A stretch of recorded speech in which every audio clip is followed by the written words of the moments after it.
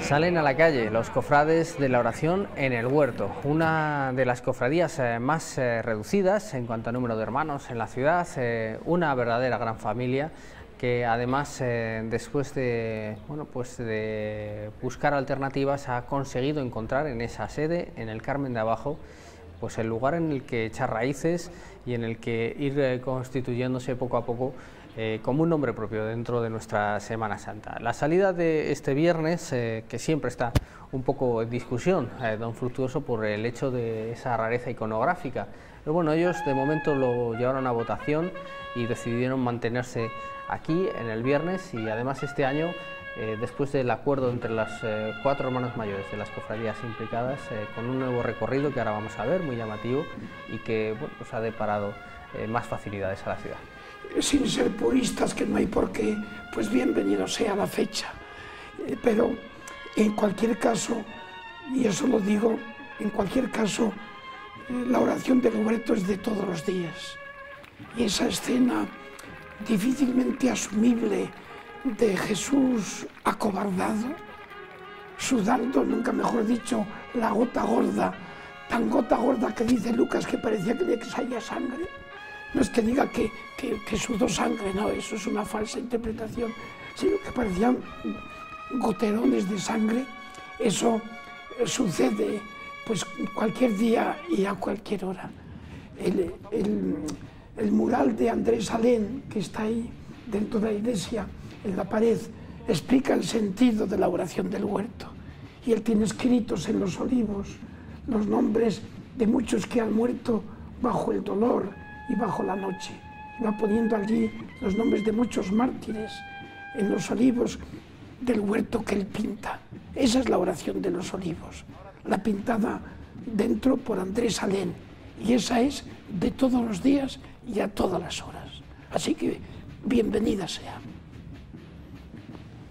Pues bienvenida sin duda a una cofradía que desde la humildad ha sabido crecer, con vínculos muy históricos con la Veracruz, pero que también decidía emprender su propio camino, aunque mantiene desde luego el hecho de que su paso es una cesión, un depósito, en este caso generoso, de la cofradía de la Veracruz. Estamos viendo ese caminar, es un caminar muy bonito, el de este paso, que es un conjunto, como decíamos antes hablando de la Veracruz, pero es un conjunto muy de la Veracruz, porque en ocasiones, pensando las dificultades que tenía para salir los pasos, pues se decantaban abiertamente por figuras pequeñas. En este caso, pues no se sabe si quizá la imagen de Jesús pueda proceder del entorno de Alejandro Carnicero, Rafa, pero bueno, se sabe que el resto de figuras fueron la donación de un cofrade, de un hermano, que Juan Tenancol en el siglo XVIII completó así el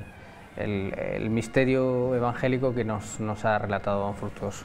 Sí, tenemos claro que la figura de Cristo es una figura del siglo XVII, posiblemente del año 1679, aparece en un inventario, y por eso pues sabemos que ya estaba realizada en esa fecha, en ese momento, y el resto de las figuras que le acompañan pues se realizarían o serían posteriores. Se hicieron en el siglo XVIII, en 1727 nos consta que Juan Tenancol pues fue el que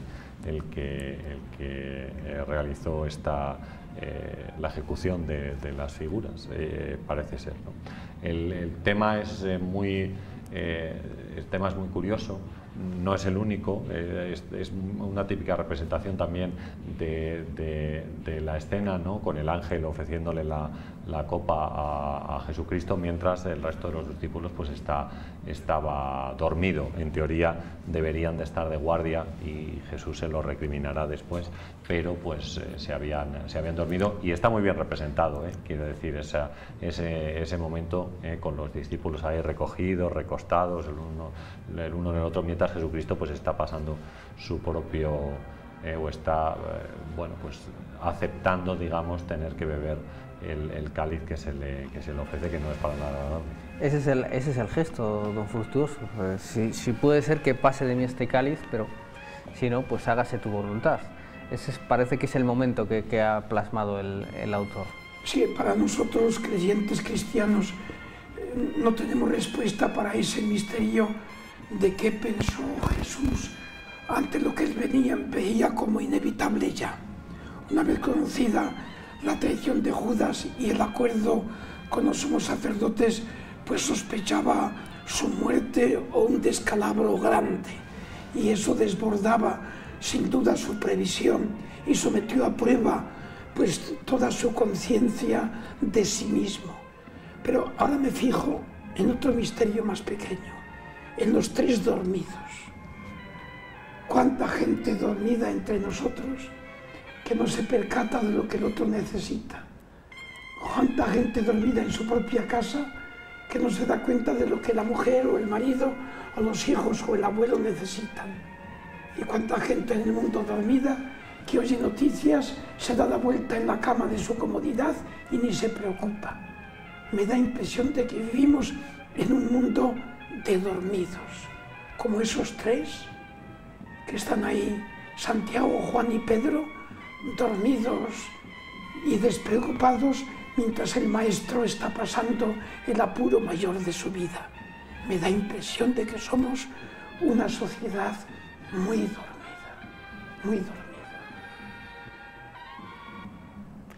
Estábamos escuchando también de fondo el sonido de la banda de cornetas y tambores Amor y Paz, que nos visitaba este miércoles aquí en nuestro estudio, y por el hecho por el que les estaremos siempre agradecidos. Y aquí tenemos uno de los esos distintivos de esta cofradía, que también ha apostado definitivamente por incorporar a nombres propios de la cultura a sus enseres procesionales con otro estilo. Estas son las famosas cruces eucarísticas de Andrés Alén, que también realizó una para Amor y Paz, de la que es miembro, y aquí en esta cofradía en la que ha encontrado una particular simbiosis, como nos decía don Fructuoso, con ese mural que ahora permite la exposición permanente del paso dentro de la iglesia del Carmen de abajo, pues también sale en este caso con tres cruces, en lo que es una aportación muy interesante, al igual que por ejemplo las de Jerónimo Prieto al Cristo de la Liberación. Es una manera de demostrar que hay camino por el arte, y además arte salmantino, sin necesidad de ir a supermercados cofrades, con perdón de la expresión. Sobre todo eso, arte salmantino que, bajo mi punto de vista, un poco hace falta en nuestra pasión, en nuestra Semana Santa. Al hilo un poco de tu comentario, Paco, de una gran familia, es verdad, los hermanos de la Cofradía de la Oración en el Huerto son una gran familia. Yo conozco a varios de ellos, la Junta de Gobierno, Primi Moya, presidente de la Cofradía, Nico, varias personas que se tratan, se cuidan como ellos, como entre ellos verdaderamente como una familia, y lo vemos cada tarde, noche del Viernes Santo.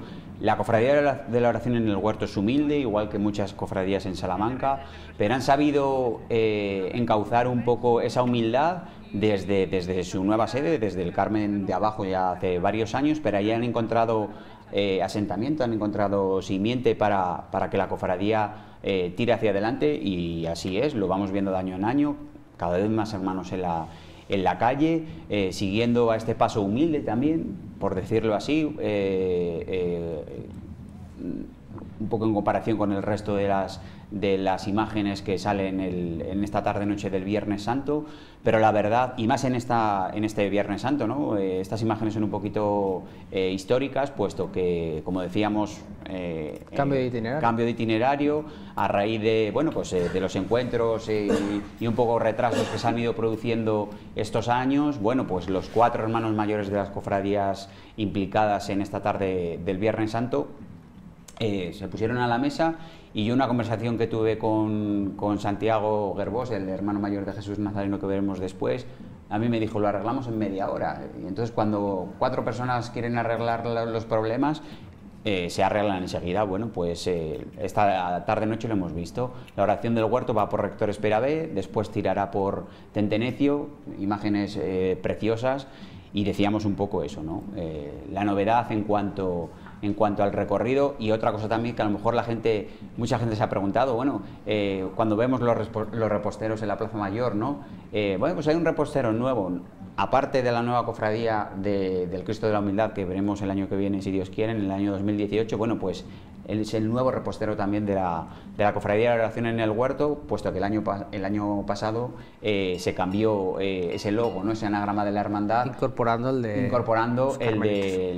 de la Orden de los Carmelitas, puesto que el Carmen de abajo está gestionado por los Carmelitas, como estamos viendo ahí, tanto abriendo cruz de guía como detrás del paso en la presidencia. En este caso es efectivamente la Orden del Carmen, los que conocemos en la ciudad como Carmelitas Calzados, y además se ha involucrado mucho en la cofradía. No solo les ha cedido ese espacio pues importante para que el paso, cosa que no se conocía en Salamanca, pero estaba como todos en el depósito de la Veracruz, en los talleres donde se conservan los pasos, pero no se pueden apreciar.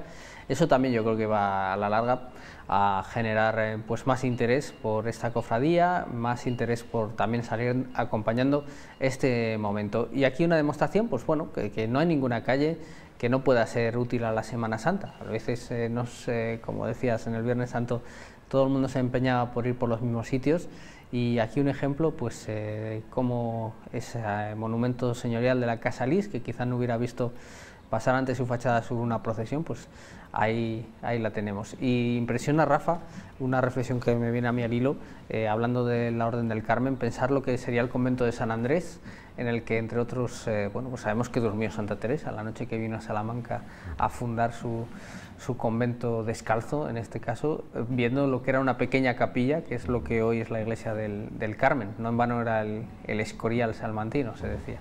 Pues sí, debía ser tremendo, y además con la obra de al lado, que es el convento de San Esteban, que también tenía lo que actualmente es la sala de Santo Domingo, pues con esa impresionante obra también del siglo XVI, pues la zona, digamos, la manzana, debía ser bastante impresionante, bastante tremendo. Estaba pensando también que dentro de la iglesia del Carmen de abajo, pues hay una obra también de Alejandro Carnicero, la Virgen que realizó, la Virgen que está en el altar, pues también era una obra suya, una Virgen de bastante calidad, está muy bien realizada, sobre todo digamos la zona en la cual ella se elevaba sobre esos angelitos y demás, especie de bola, pues era bastante interesante esa obra. Lo que pasa es que a mí me da la impresión también, y estaba pensando también, que a veces es una pena que muchas de las obras no se pueden observar perfectamente. Yo sé que no es momento de museos, lo mismo, porque estamos en una crisis, pero no me importa lanzar la idea. Es decir, no podríamos tener un museo de Semana Santa en Salamanca que reuniera obras que son difíciles de contemplar.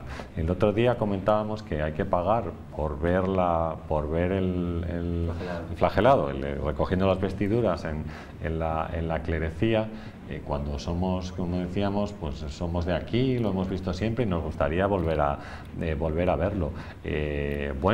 Con una buena didáctica, como decíamos, se puede conformar un museo de Semana Santa que explique perfectamente todo esto. ¿Por qué las imágenes que tiene la Veracruz, por ejemplo, tienen que estar en un garaje durante todo el año? Bueno, allí, o sea, que solamente existe la oportunidad de verlas en ese momento.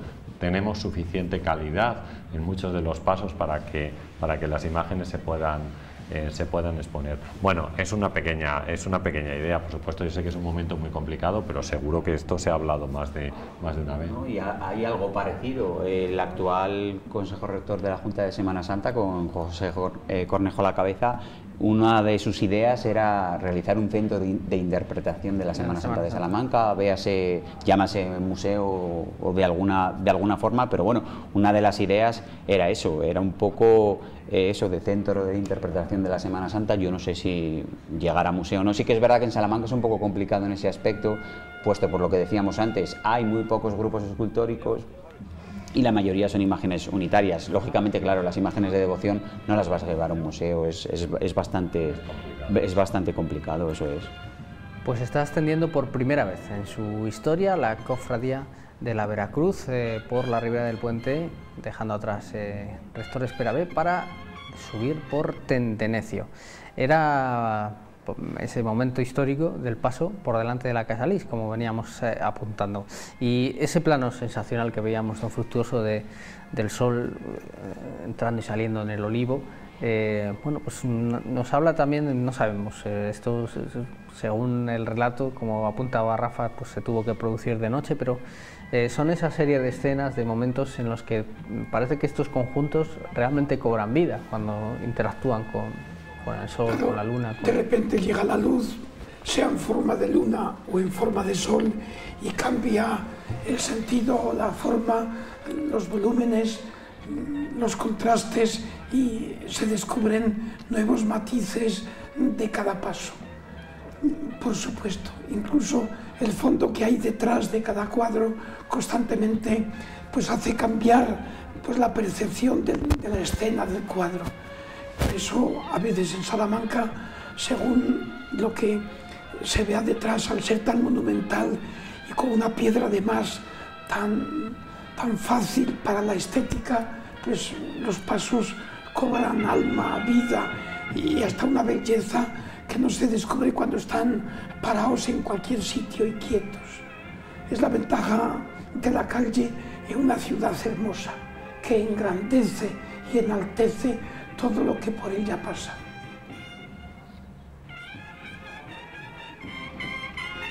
Quizás también, perdón, la avenida esta de Lector Esperabé es demasiado ancha, demasiado abierta, en ella hay de todo. Hay muralla, hay bajada de la muralla en rampa a lo largo de 15 metros, hay luego autobuses, coches, aparcamientos, otra acera más tarde, y claro, la procesión desaparece, eso no lo llena nadie. Por eso este espacio es difícil para la cofradía, difícil. Si pudieran dar un salto y ponerse en la cuesta de Aníbal, pero creo que no es posible. Yo al hilo un poco del comentario de don Fructuoso en cuanto a avenidas grandes y demás, bueno, nosotros, la Hermandad del Vía Crucis, tenemos dos grandes avenidas, como tampoco todo el mundo os sabe. queda otro remedio, claro, Filiberto Villalobos y la avenida de Villamayor. Entonces, al igual que la Hermandad del Silencio Pizarrales, desde donde baja hasta donde llega. Pero yo creo que en Salamanca deberíamos de cuidar un poco más los detalles de esa puesta en escena. Por ejemplo, yo conozco otras Semanas Santas, me estoy refiriendo principalmente a la Semana Santa de Zamora, donde allí se cuida al máximo la puesta en escena, por decirlo así, entre comillas, de las procesiones. Allí se tapan las señales de tráfico al paso de las procesiones. Pero da lo mismo que sea en un barrio o que sea en el centro. Aquí la mayoría de las procesiones es en el centro. Tenemos muy pocas señales de tráfico. Yo me estoy acordando, por ejemplo, una a la entrada de la Rúa, otra al final de la Rúa, a la altura de San Martín. Es decir, hay muy pocas señales. No cuesta nada, no costaría nada que esas señales se taparan, al igual que hacen en Zamora, por ejemplo, con una tela negra como muestra de respeto al paso de las procesiones. Ganaríamos mucho en eso. Igualmente, yo sé de cofradías, de hermandades salmantinas que se han solicitado hace años, como es apagar las luces al paso de las procesiones. Yo creo que ganaría mucho en estética, ganaría mucho en no sé, en meterse, ¿no?, en la procesión, en vivirla, en sentirla un poco más. Yo creo que ahí tenemos todavía margen de mejora en ese aspecto. Llega ese tramo de la calle Tentenecio, la casa del Cabildo y el paso por la casa de la Pizarra. Es un paso más estrecho que el de Amor y Paz que veíamos en el Jueves Santo, pero bueno, aún así siempre es un momento complicado el de esta ascensión que les hemos llevado a sus casas, y aquí dejamos a la cofradía del Huerto, de la Oración en el Huerto, para que continúe ese recorrido por el centro de la ciudad.